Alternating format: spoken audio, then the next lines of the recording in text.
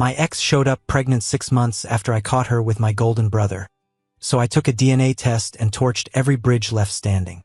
6 months after I walked away from my family for choosing my brother over me.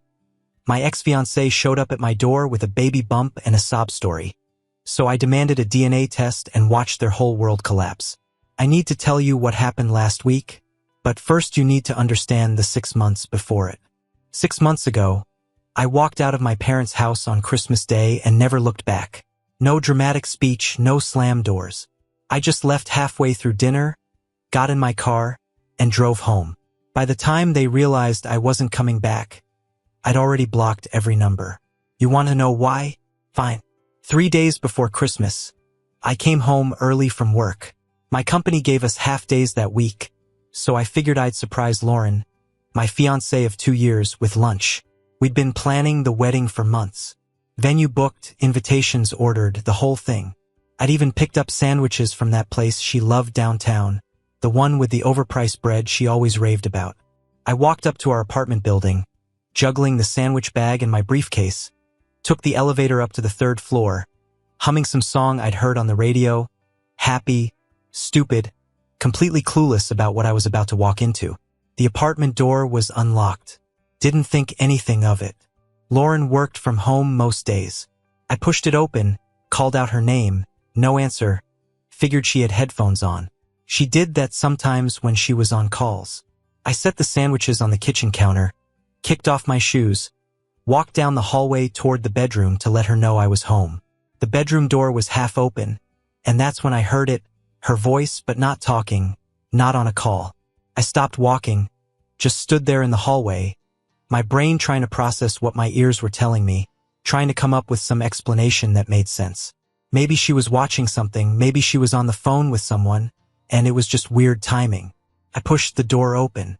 Lauren was in our bed, and Blake, my 26-year-old baby brother, was right there with her, not drunk, not at some party, not some blurry mistake, middle of a Tuesday afternoon, sober, deliberate in my bed, the bed I'd helped her pick out when we moved in together, the bed where we talked about our future. The look on their faces when they saw me wasn't guilt. It was irritation, like I'd interrupted something important, like I was the inconvenience. Blake scrambled for the sheets. Lauren's eyes went wide, but not with shame, with panic, the kind of panic you get when you're caught, not when you realize you've hurt someone. I didn't yell, didn't throw punches, didn't even feel anger right away, just this weird cold emptiness like watching someone else's life fall apart through a window.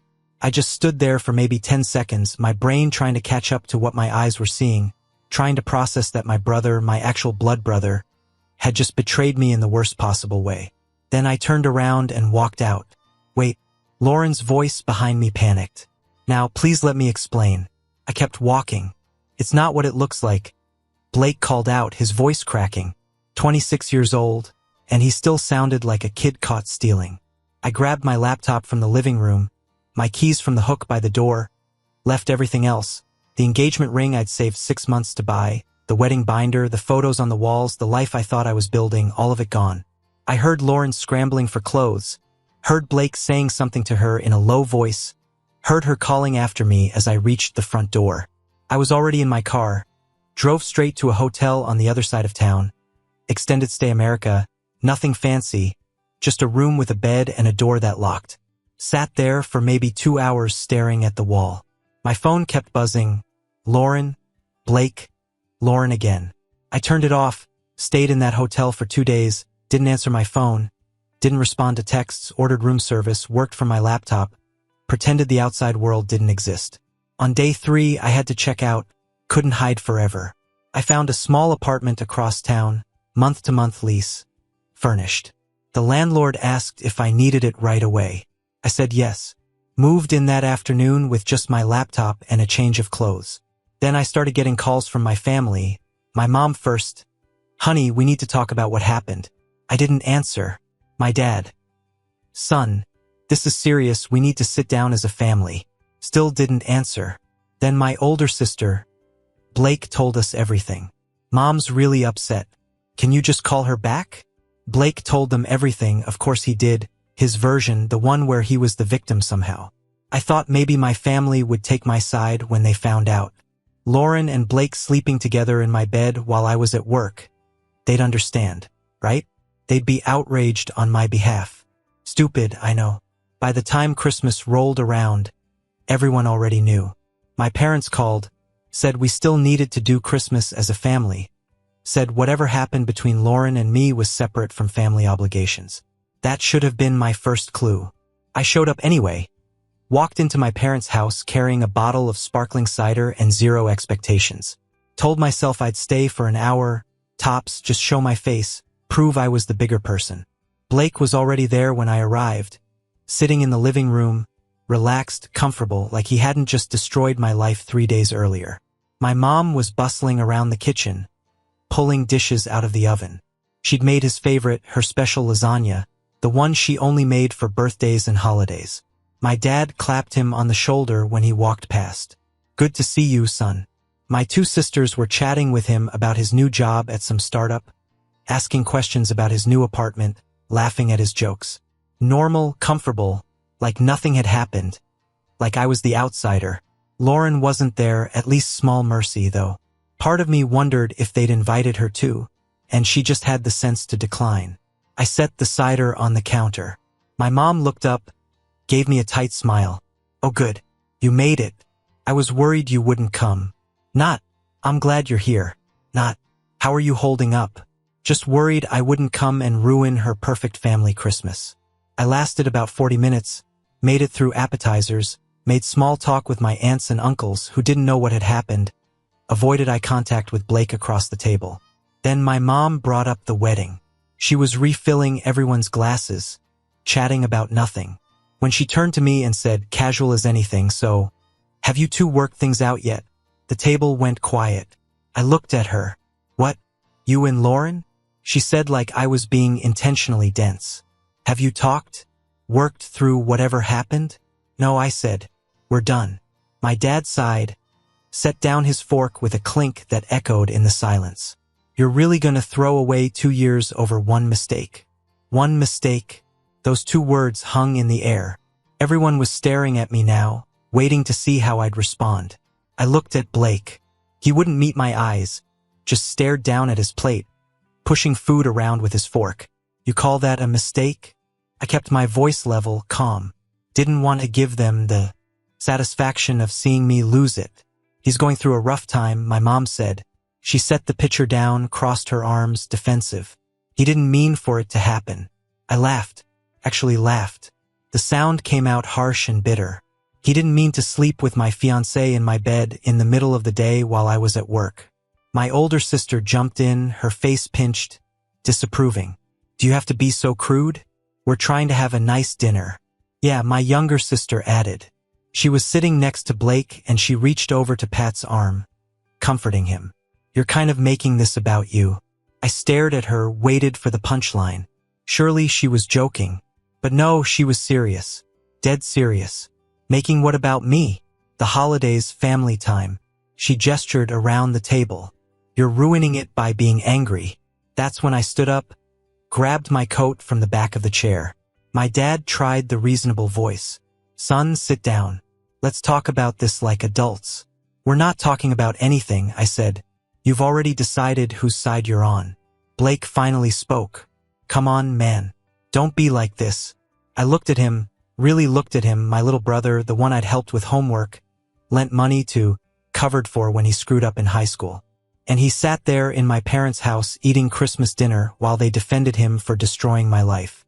I walked out, blocked all of them that night. Every number, every social media account, every connection done. Returned the engagement ring to Lauren via courier the next morning. Didn't include a note. Didn't need to. The message was clear enough. Moved out of our apartment within a week. Packed up my half of everything in the middle of the night when I knew she'd be asleep. Left my key on the counter. Never looked back. Found a smaller place across town, 1 bedroom, barely furnished, but it was mine. Gave my landlord 2 months rent up front in cash. No questions asked, no explanations needed. Told my boss I needed to go remote for a while. Personal emergency. He didn't push, just said, take the time you need and let us know when you're ready to come back to the office. The first month was hell. I won't lie about that. Couldn't sleep. Every time I closed my eyes, I saw them. Blake and Lauren in my bed. The look on their faces when they saw me. Not guilt, just irritation. Couldn't eat. Everything tasted like cardboard. I'd forced down protein bars and instant noodles just to keep functioning. Lost about 15 pounds that first month. Didn't even notice until my pants started falling off. Worked 16-hour days just to stay distracted. Took on extra projects. Volunteered for assignments nobody else wanted. Anything to keep my brain occupied. If I stopped working, I started thinking. And thinking led nowhere good. My coworkers noticed, started asking if I was okay. I'd tell them I was fine, just busy, just focused. They'd nod and back off. Good people. Knew when not to push. But somewhere around month 2, something shifted. I woke up one morning and realized I'd slept through the night. Actually slept. No nightmares. No waking up at 3 in the morning. Staring at the ceiling. Running through everything that went wrong. Just sleep. Started eating real food again. Nothing fancy, but I could taste it. Could enjoy it. Small victory, but it felt huge. Around month 3, I started feeling like myself again. Not the old me. That guy was gone, but a new version. Harder, more cautious, but functional. Joined a gym. One of those 24-hour places where you can show up at weird hours and nobody bothers you. Started going at 5 in the morning before work. Then again at night when I couldn't sleep. Started running couch to 5K program at first. Could barely make it a mile without stopping. But I kept at it. Built up endurance. By month 4, I was running 5 miles without breaking a sweat. Picked up woodworking. Found a community workshop where you could rent space and use their tools. Started making simple stuff, cutting boards, shelves, frames, something to do with my hands. Something I could build from scratch and watch take shape. It was therapeutic, taking rough lumber and turning it into something useful.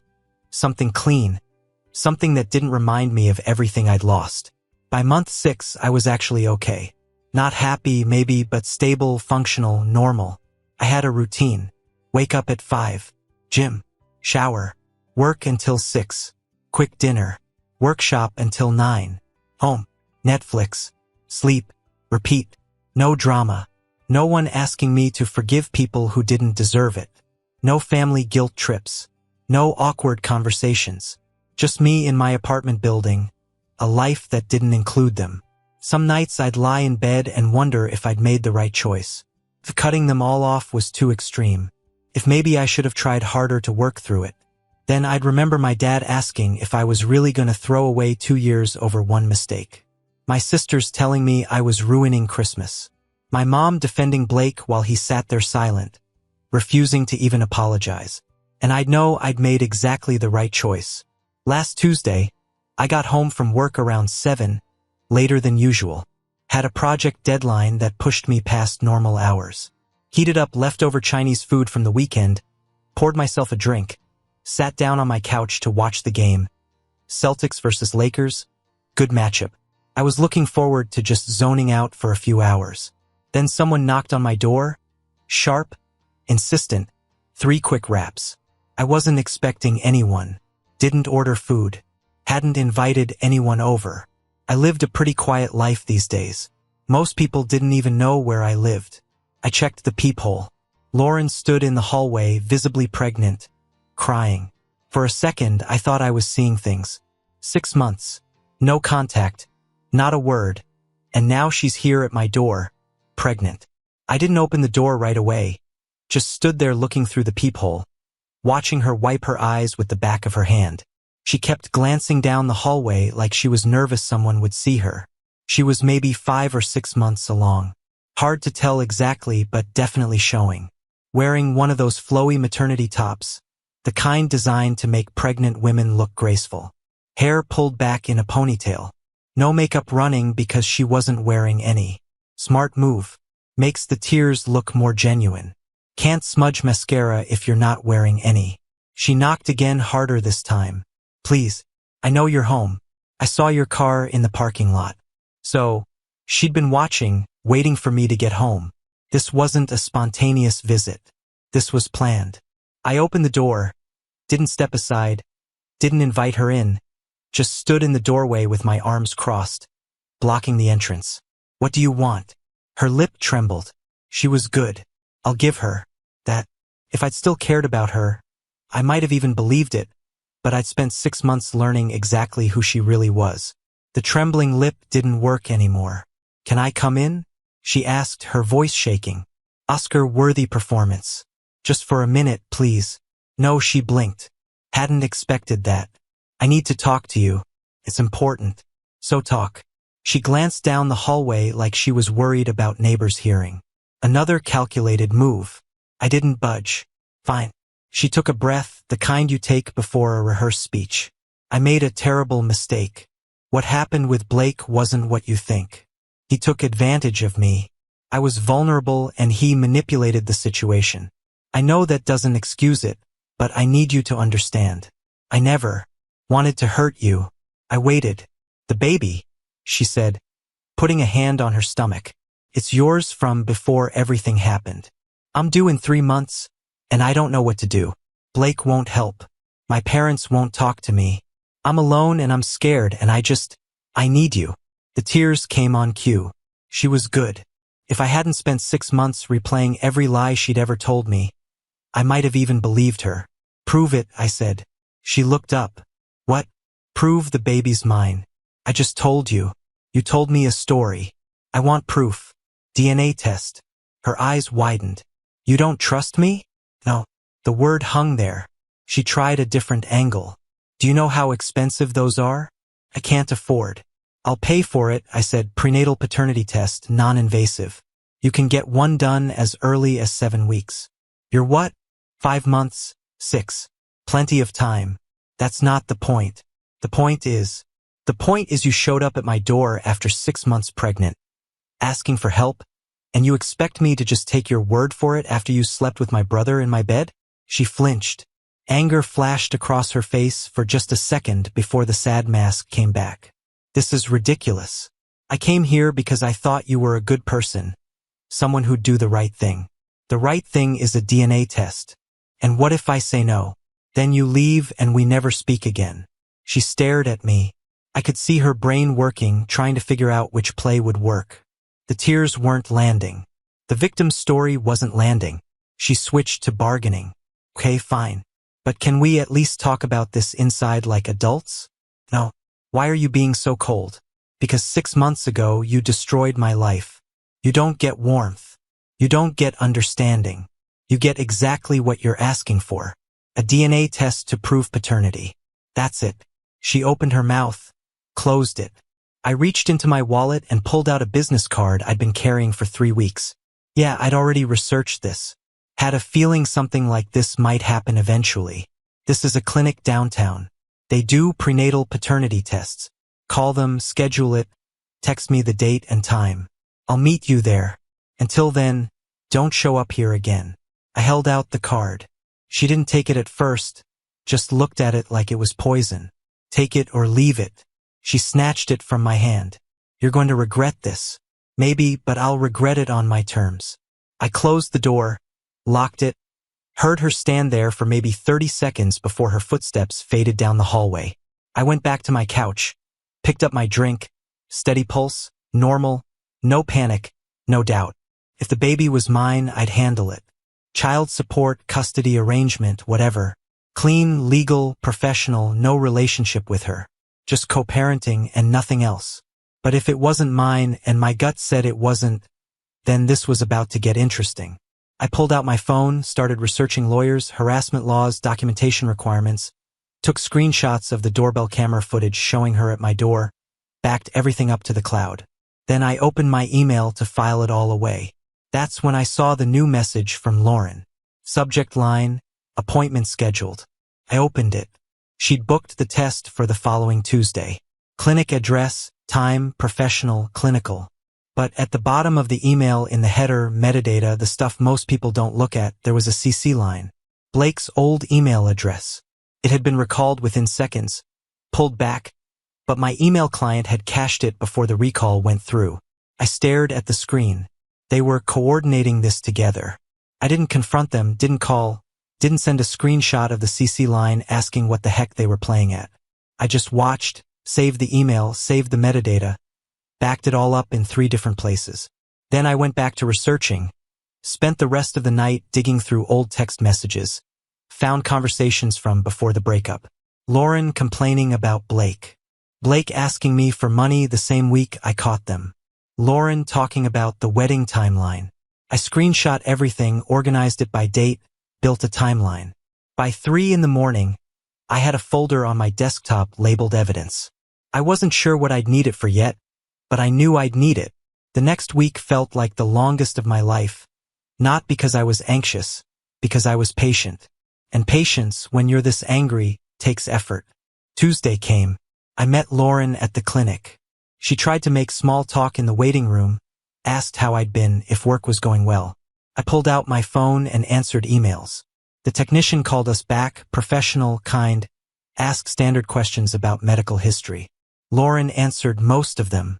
I just provided the DNA sample, cheek swab, simple, then confirmed my contact information. Results should be ready in about a week, the technician said.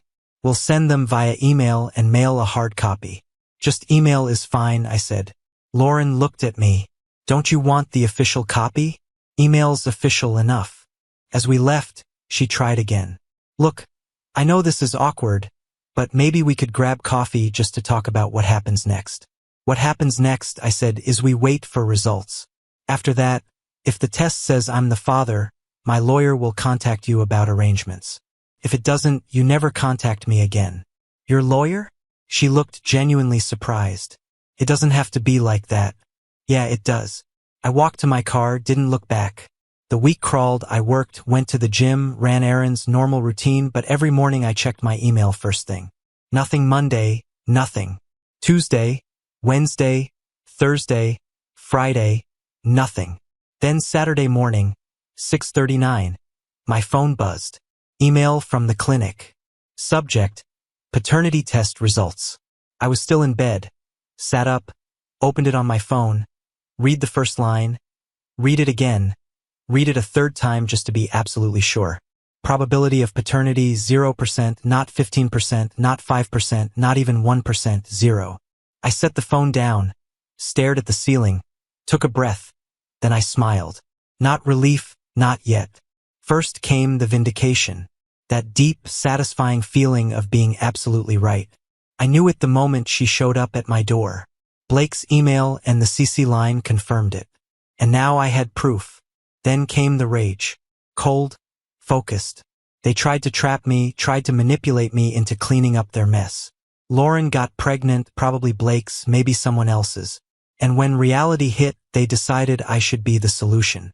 The stable one, the one with the good job and the clean record, the one stupid enough to fall for the victim routine. They thought I'd just roll over, take responsibility for a kid that wasn't mine, because that's what good men do, right? I got out of bed, made coffee, opened my laptop, created a new document, started typing. Not a letter, not an explanation, a plan. Column 1, who needs to know. Column 2, what they need to see. Column 3, when to send it. The list grew. My parents, both of them, the ones who defended Blake at Christmas, who told me I was overreacting, who wanted me to work it out with Lauren. My sisters, the ones who said I was making it about me, who guilt-tripped me for walking away. Blake, obviously. The family group chat, the one I'd muted 6 months ago but never left. Let them all see it at once. Jessica, Blake's girlfriend, the one he'd been dating for 8 months. The one who had no idea any of this existed. Extended family, cousins, aunts, uncles, everyone who took Blake's side or told me I was being too harsh. I opened a new PDF, professional, clean, no emotion. Page 1, DNA test results, names redacted except mine as alleged father, the 0% highlighted. Page 2, timeline, dates, facts. December 19th, discovered Lauren and Blake together. December 25th, family took their side. December 26th, cut all contact. June 18th, Lauren appeared at my door claiming pregnancy. June 25th, DNA test performed. July 1st, results received. Page 3, screenshots. Messages from before the betrayal, proof of relationship, proof they knew exactly what they were doing. Page 4, a single paragraph. 6 months ago, I cut contact with my family after discovering Blake and Lauren together in my home. Last week, Lauren appeared at my door claiming I was the father of her child. I requested a DNA test. The results are attached. This is the last time I will address this situation.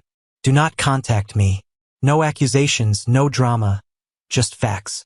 I saved the PDF, opened a new email, added every address from my list, attached the file. Subject line: for your information. My cursor hovered over the send button. One click, that's all it would take. One click and every bridge left standing burns to ash. I thought about my mother, my father, my sisters, the family dinners, the holidays, the birthdays, all of it gone. Then I thought about Blake in my bed, my parents defending him, my sisters calling me cruel. I thought about Lauren at my door crying, asking for help with a baby that wasn't mine. I clicked send. The read receipts started lighting up within 2 minutes. I watched them pop up on my screen like dominoes falling. First response came at the 4-minute mark. My younger sister: what the heck is this? Then my older sister, 30 seconds later: are you actually serious right now? I didn't respond, just watched. My phone started ringing. Mom, I declined. It rang again immediately. Dad, declined. Then my older sister declined. 6 minutes in, someone forwarded the email to the family group chat I'd muted back in December. I unmuted it just to watch. 47 messages in 10 minutes. Is this real? Someone call him. This has to be a mistake. Oh my goodness.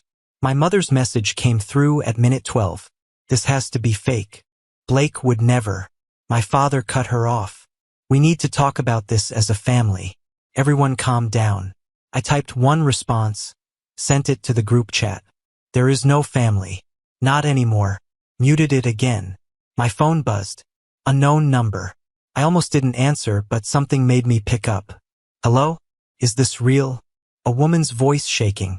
Is Lauren really pregnant with Blake's baby? Jessica, Blake's girlfriend. According to the DNA test, I said, it's not mine. I'll let you do the math. He told me they never. Her voice cracked.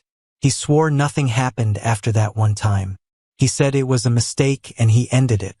It wasn't one time and he didn't end it. Silence on the other end. Then I'm so stupid. No, you trusted someone you shouldn't have. That's not the same thing.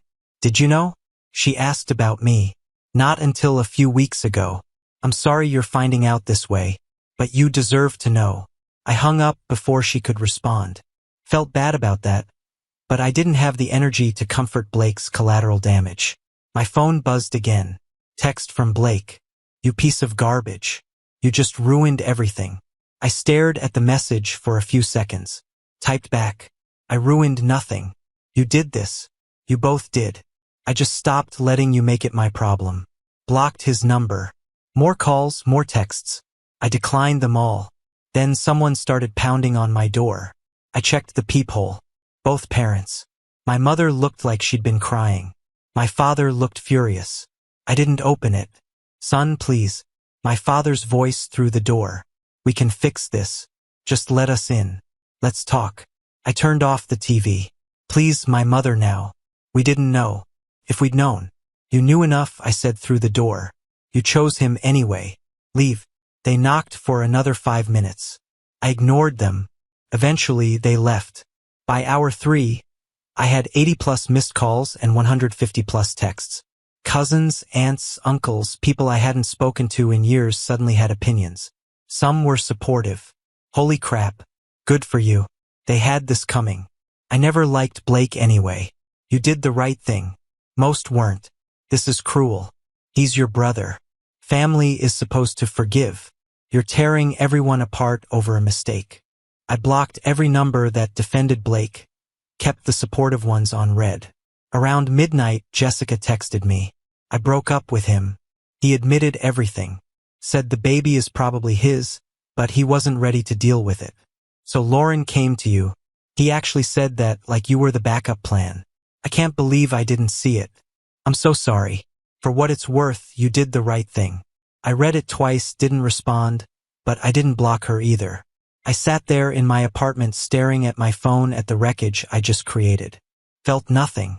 No guilt, no regret, just tired. And then I realized something. I was still here in this city, in this apartment, 20 minutes from my parents' house, 15 from Blake's place. They knew where I worked, where I lived, where I bought groceries. I'd burned the bridges, but I was still standing on their side of the river. I opened my laptop, pulled up the email my boss had sent 3 weeks ago, the one I'd ignored because I wasn't ready to think about it. Subject: Denver position, leadership opportunity. I glanced at it. Big promotion, relocation required, more money, more responsibility. Told myself I'd think about it later. I clicked reply, started typing. I'd like to accept the position. How soon can I start? My finger hovered over send. I clicked it, closed the laptop, went to bed. Didn't think about it. Didn't second guess it. Just slept. My boss responded at 6 in the morning. He was East Coast, 3 hours ahead. We can have you out here in 2 weeks. Housing stipend starts immediately. HR will send the paperwork today. Welcome to the team. 2 weeks. I gave notice on my apartment that morning. Landlord didn't ask questions. Month-to-month lease made it easy. I'd be out by the end of July. Then I went to the phone store. Got a new number, new phone. Gave the info to exactly 5 people: my boss, HR, my landlord, my bank, and my insurance company. That's it. Everyone else cut off completely. I didn't post about it, didn't announce it, just vanished. The next few days were quiet. My old phone, the one I'd stopped carrying, sat on my kitchen counter, buzzing occasionally. I checked it once a day just to see the damage. More missed calls, more voicemails I didn't listen to, more texts I didn't read. Jessica sent me 2 updates. I kept her number in my new phone, not because we were friends, because she was my only source of intel, and I wanted to know how this played out. First message came on day 3. Blake tried to deny the baby was his. Lauren showed him your DNA test. Proved it wasn't yours, but didn't prove it was his. He demanded his own paternity test. She agreed. Results came back yesterday. 99.97% match. He's on the hook.